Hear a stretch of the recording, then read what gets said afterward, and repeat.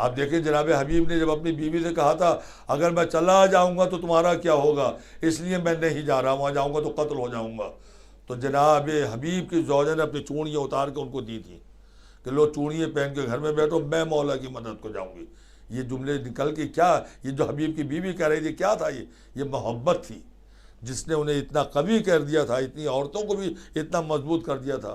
کربلا کے میدان میں یہ محبت کرنے والے جمع ہو گئے، اور اس کے بعد جو سلسلہ شروع ہوا شہادت کا، تو مائیں اپنے بیٹوں کو سجا کے بھیج رہی تھیں، بہنیں اپنے بھائیوں کو سجا کے بھیج رہی تھیں، بیویاں اپنے شوہروں کو آمادہ کر رہی تھیں، اور جب کبھی بھی لاش آتی تھی تو سب بیویاں مل جل کر پرسہ دیتی تھی اور ماتم کرتی تھی۔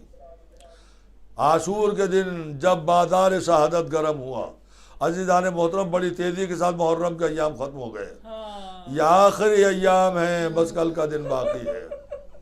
ہم نے مجلسیں بھی کی، مصائب بھی سنے، فاطمہ زہرا کی خدمت میں پرسہ بھی پیش کیا۔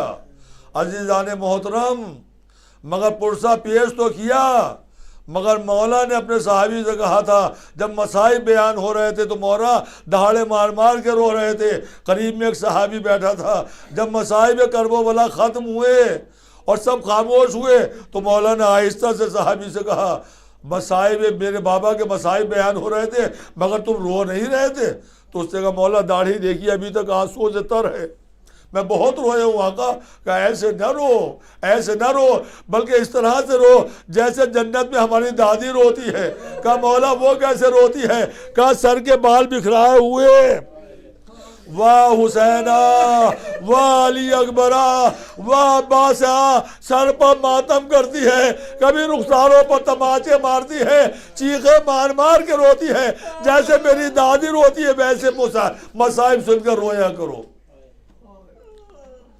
آج 8ویں محرم کی تاریخ گزر گئی، کل آپ نے ابو الفضل العباس کا ماتم کیا تھا، اور آج ام لیلہ کی خدمت میں اس کڑیل جوان کا ماتم ہوگا اور پرسہ ہوگا جسے جاتے ہوئے دیکھ کر حسین کا دل تڑپ گیا تھا اور آسمان کو دیکھ کر کہا تھا اے خدا گواہ رہنا، اب اس بیٹے کو بھیج رہا ہوں کہ جو اس بیٹے کو بھیجا ہوں جو شکل و صورت میں تیرے محبوب کے مشابہ تھا۔ جب مجھے نانا کی یاد آتی تھی تو علی اکبر کو دیکھتا تھا، بار بار علی اکبر آ رہے تھے، اے بابا ہمیں مرنے کی اجازت دیجئے، ہمیں مرنے کی اجازت دیجئے۔ لیکن عزاداران امام مظلوم جب اون و محمد شہید ہو گئے، قاسم کا لاشا پامال ہو گیا، عباس کے شانے بھی قلم ہو گئے، اون و محمد کے جنازے بھی اٹھا لیے گئے، تو اب علی اکبر سر جھکا کے کھڑے ہو گئے، تو حسین نے خود ہی کہا تقدم یا بنیا، اے میرے لال آگے بڑھو۔ علی اکبر آگے بڑھے، حسین نے اپنا امامہ سر پر رکھا، دوش پر ہوا ڈالی، اپنے کلیجے سے لگا کر پیار کیا اور بہت روئے حسین۔ رونے کے بعد کہا جاؤ خیمے میں چلے جاؤ، اور جس پھوپھی نے تمہیں 18 سال تک پالا ہے اس پھوپھی سے اجازت لے کر آؤ۔ لو عزادارو اب مجھے نہیں معلوم علی اصغر خیمے میں تو آ گئے مگر رباب کے پاس کیسے گئے، ام لیلہ سے جدا کیسے ہوئے، جناب زینب سے اجازت کیسے مانگی؟ مجھے تو بس اتنا معلوم ہے کہ جب علی اکبر زینب کے سامنے سر جھکائے بیٹھے تھے اور زینب بھی خاموش تھی تو زینب نے خود ہی سوال کیا تھا میرے لال کیسے آنا ہوا؟ علی اکبر نے کہا تھا اے پھوپھی اماں مرنے کی اجازت لینے کے لیے آیا ہوں۔ زینب نے کلیجے سے لگا کے کہا ارے بیٹا جس نے 18 سال تک پالا ہو وہ تمہیں مرنے کی اجازت کیسے دے دے؟ اے بیٹا خاک و خون میں تڑپ دبا، یہ پھوپھی تمہیں کیسے دیکھے گی؟ علی اکبر رو رہے ہیں، زینب بھی رو رہی ہے۔ ایک مرتبہ یزیدی فوج سے ایک آواز آئی جو علی اکبر نے بھی سنی اور زینب نے بھی سنی، ادھر سے آواز آئی ہے حسین عباس کو مرے بہت دیر ہو گئی، اب تمہاری طرف سے آنے والا کوئی ہے یا نہیں؟ اگر ہے تو بھیجو اور نہ ہو تو خود ہی آ جاؤ، ہم تمہیں قتل کر کے اس جنگ کو تمام کر دیں۔ بھائی اتنا سننا تھا۔ ایک مرتبہ علی اکبر تڑپ گئے اور پھوپھی سے کہا رہے پھوپھی اماں سنا، پھوپھی اماں تم نے سنا اس آواز کو؟ اس آواز کا مطلب یہ ہے اگر میں نہ جاؤں گا تو بابا چلے جائیں گے، اور اگر بابا چلے گئے تو کل دادی فاطمہ زہرا معلوم کرے گی اے زینب تجھے میرا لال پیارا تھا یا اپنا بھتیجا اکبر پیارا تھا؟ اجرکم اللہ اجرکم اللہ، خدا آپ کو کسی غم میں نہ رلائے۔ ایک مرتبہ زینب نے تڑپ کے کہا میرے لال تجھ جیسے 1000 بھتیجے بھی ہوں، 1000 بیٹے بھی ہوں تو وہ حسین پر فاطمہ کے لال پر قربان کر دوں گی، جا میرے لال خدا حافظ۔ اب مجھے نہیں معلوم عزادارو کہ سکینہ سے جدا کیسے ہوئے، رباب سے جدا کیسے ہوئے، ماں ام لیلہ نے کیسے خدا حافظ کہا۔ مجھے تو صرف اتنا معلوم ہے کہ حمید ابن مسلم کہتا ہے کہ خیمے کا پردہ کبھی اڑتا تھا کبھی گر جاتا تھا۔ وہ کہتا جب میں نے غور سے دیکھا تو معلوم یہ ہوا کہ علی اکبر جب خیمے سے نکلنا چاہتے ہیں تو خیمے کا پردہ اڑ جاتا ہے، لیکن سکینہ قدموں سے لپٹ جاتی ہے۔ اے بھیا چچا کے بعد تم بھی جا رہے ہو، شبر تماچے مارے گا کون بچائے گا؟ کبھی زینب کلیجے سے لگا لیتی ہے، کبھی ام لیلہ آ کے کلیجے سے لگا کے کہتی ہے ارے میرے لال آخری مرتبہ اپنے چہرے کو اور دکھا دے۔ حمید کا بیان یہ ہے کہ ایک مرتبہ خیمے کا پردہ اٹھا، 7 مرتبہ اٹھا تھا، 7 مرتبہ گرا تھا، 7ویں مرتبہ جب خیمے کا پردہ اٹھا تو علی اکبر خیمے سے جلدی سے باہر آئے، مگر ایسا معلوم ہوتا تھا جیسے کسی بھرے گھر سے جوان کا لاشا نکل گیا۔ بیویاں تڑپ تڑپ کے رو رہی تھی، والی اکبرہ والی اکبرہ، ارے بیٹا اکبر۔ بیویاں رو رہی تھی، ماتم ہو رہا تھا۔ حسین کے پاس پہنچے، حسین نے کڑیل جوان کو گھوڑے پر سوار کر دیا، کہا میرے لال خدا حافظ۔ علی اکبر کو خدا حافظ تو کہہ دیا، اور جب علی اکبر چلے تو حسین پیچھے پیچھے چلے، اور یہ کہتے ہوئے چلے بھیا عباس کے مرنے نے کمر توڑ دی، علی اکبر تیرے جانے نے آنکھوں کی روشنی چھین لی۔ علی علی کہتے ہوئے پیچھے چلے۔ علی اکبر نے گھوڑے کو دوڑایا تو کان میں محسوس ہوا کوئی پیچھے دوڑا اور ٹھوکر کھا کے زمین پر گر گیا۔ علی اکبر نے گھوڑے کو روکا، پیچھے مڑ کے دیکھا تو اپنا بوڑھا باپ زمین کربلا پر منہ کے بل گرا ہوا تھا۔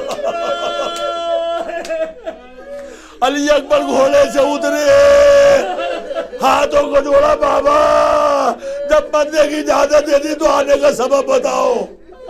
اولاد والوں ذرا کلیجہ دھاپو۔ حسین نے نہایت مایوسی کے ساتھ کہا یہ بیٹا صاحب اولاد ہوتے تو ایسا نہ کہتے۔ جاؤ جاؤ میرے لال خدا حافظ، اب پیچھے پیچھے نہیں آؤں گا۔ کہا بیٹا ایک بات کرتے جانا، جب تک سامنے رہے اپنی زیارت کراتے رہنا۔ علی اکبر نے وعدہ کیا، میرے دل کو یقین ہے جب تک بابا کا سامنا رہا ہوگا ضرور پیچھے مڑ کر دیکھتے رہے ہوں گے، لیکن جب چاروں طرف سے شام کے بادلوں نے گھیر لیا تو علی اکبر زیارت کیسے کرائیں؟ اب علی اکبر کی تلوار چل رہی ہے، کشتے کے پشتے لگ رہے ہیں۔ ایک مرتبہ پسرے ساتھ نے آواز دی ارے دھوکہ دے کے مارو، یہ حسین کا بیٹا ہے، یہ عباس کا شاگرد ہے، یہ حیدر کرار کا پوتا ہے، دھوکہ دے کے شہید کرو ورنہ رات ہو جائے گی، جنگ تمام نہیں ہوگی۔ چاروں طرف سے فوج نے گھیر لیا، کوئی تیر مار رہا تھا، کوئی تلوار مار رہا تھا، علی اکبر بڑھ بڑھ کے حملہ کر رہے تھے۔ لو عزادارو، ایک ظالم کمی گاہ میں چھپ کے کھڑا ہوا، اس نے علی اکبر کا سینے کا نشانہ لیا۔ جب علی اکبر قریب آئے اس نے پوری طاقت سے نیزہ علی اکبر کے سینے میں اتار دیا، سینہ کلیجے میں گیا۔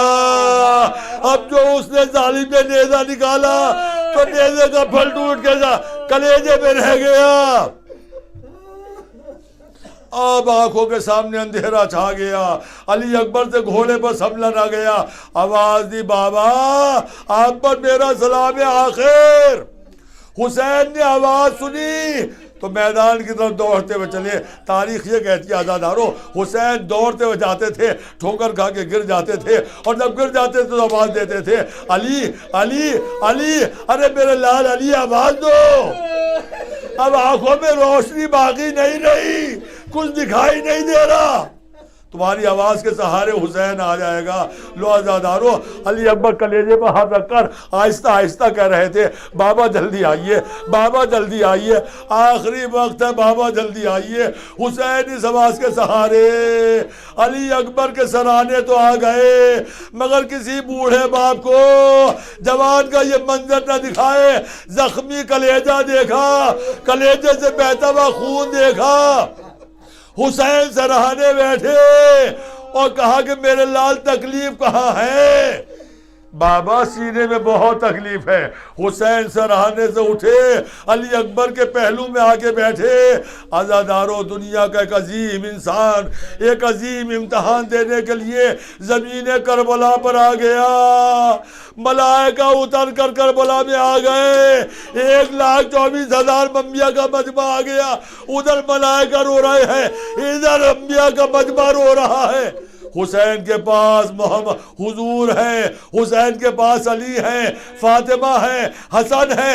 رسول خدا نے کہا اے میرے لال ذرا دل کو سنبھال۔ علی نے کہا میرے لال ذرا شجاعت دکھا۔ حسن نے کہا میرے بھائی میرے بازوؤں کی طاقت دکھا۔ فاطمہ نے کہا میرے لال میرے شیر کے جوہر دکھا۔ حسین نے اپنی آستین کو چڑھایا، علی اکبر کے کلیجے میں ہاتھ ڈالا، نیزے کے پل کو پکڑا، یا علی مدد۔ ارے نیزے کے ساتھ علی اکبر کا کلیجہ نکل آیا، اکبر نے دم توڑ دیا۔ حسین جوان کا لاشا کیسے اٹھائے؟ سیعلم الذین ظلموا ای منقلب ینقلبون۔ ولا لعنت اللہ علی القوم الظالمین۔